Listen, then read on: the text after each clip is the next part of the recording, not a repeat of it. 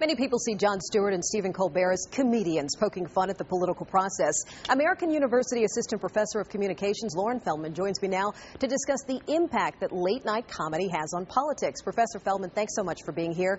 You know, this weekend's rally was supposed to be a tongue-in-cheek response to those dueling rallies by Glenn Beck and Al Sharpton, but Stewart and Colbert are comedians, but many people still watch their shows every night as a credible source of news.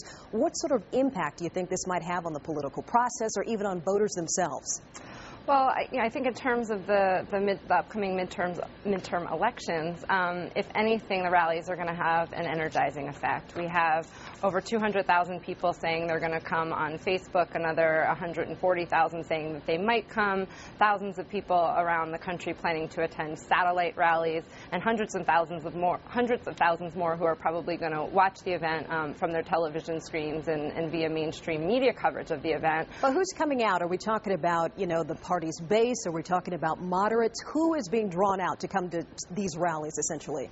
I think it's going to be a range of people, but I think the people for whom the rallies are most appealing are those moderates who have become really frustrated with both a media and political system that seems to only give voice to those with the loudest voices. You mentioned that there are thousands of people who are going to be going to these rallies, not only here, but the satellite rallies around the country. It seems to be sparking interest from people who aren't necessarily always involved in the political process right now. I guess some people are trying to wonder, Colbert and Stewart are comedians, and for them this is a joke, but people are taking this more seriously. Is there a problem there?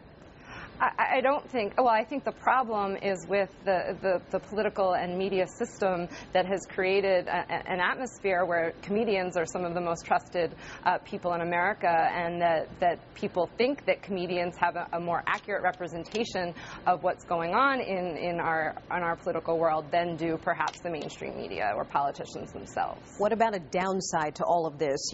We're, just a couple of days away now from the midterm elections. Despite whoever comes out to these rallies, do you think there's a downside for one party or another?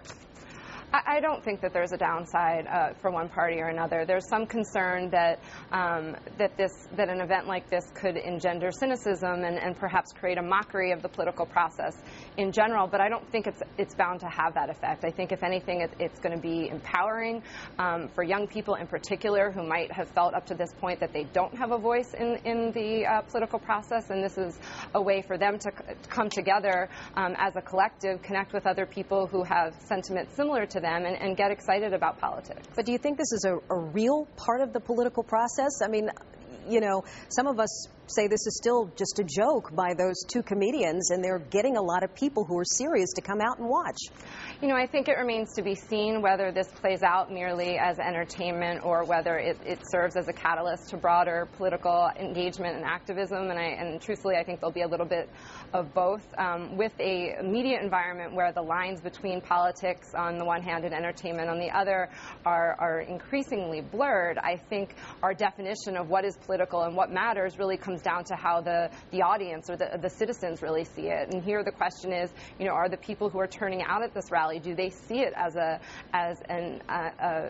political event? And I think, at least based on my anecdotal observations of what people are saying on Facebook, they do. They're responding to a call for more civil political discourse and more reasoned deliberation within our political system. Well, it will be interesting to watch how all this plays out once these rallies are over.